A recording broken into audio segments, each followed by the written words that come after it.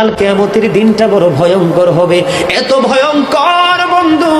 আমার নবী বলেছেন উলঙ্গ অবস্থায় মানুষগুলো হাসুরের ময়দানে একত্রিত হবে রে।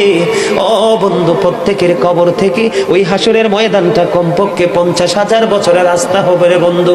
এই জন্য নবী যখন মেরাজের রজনীতে বোরাক দেখেছিল, আমার নবীকে আল্লাহ দাওয়াত দিয়েছে, বোরাক দেখে আমার নবী এত ক্রন্দন করেছিল, মনে হয়েছিল যেন আমার নবীর চক্ষু মুবারক দুইটা ঝর্ণা হয়ে গেছে। এই যুবক, কাল কিয়ামতের দিন ঘাম এত ঘামবে রে, কেউ মাজা পর্যন্ত, কেউ নাভি পর্যন্ত, কেউ বা আবার পুরো শরীর বন্ধু ঘামের নিচে ডুবে থাকবে, আবার মাথার মগজ টকবক টকবক করে উতরাইতে থাকবে রে। আল্লাহ বলেছেন লা ইয়ামুতু, people will not die that day, সেদিন মানুষ আর মরতে পারবে না। আল্লাহ বলেছেন ফিহা ওয়ালা ইয়াহইয়া, people will not be able to live that day, মানুষ সেদিন বাঁচতেও পারবে না।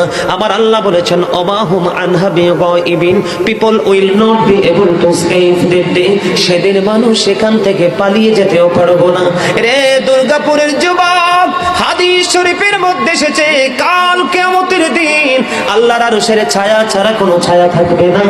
ওই কাল কিয়ামতের দিন এই দুর্গাপুরের যুবকগুলো চাইয়া দেখেন চাতক পাখির মতো বসে আছে। আমার কাছে এত সুন্দর লাগে রে যুবক, আমার হৃদয়টা ঠান্ডা হয়ে গেছে, কলিজা ছুঁয়ে গেছে তোমাদের উপস্থিতি এবং মনোযোগ। আল্লাহ রাব্বুল আলামিন হাদিস শরীফের মধ্যে এসেছে কাল কিয়ামতের দিন আর 7 শ্রেণীর মানুষকে আল্লাহর আরশের ছায়ার নিচে জায়গা দিবে রে। এর মধ্যে বিশাল একটা টিম থাকবে পৃথিবীর যুবকেরা। জোরে জোরে সুবহানাল্লাহ।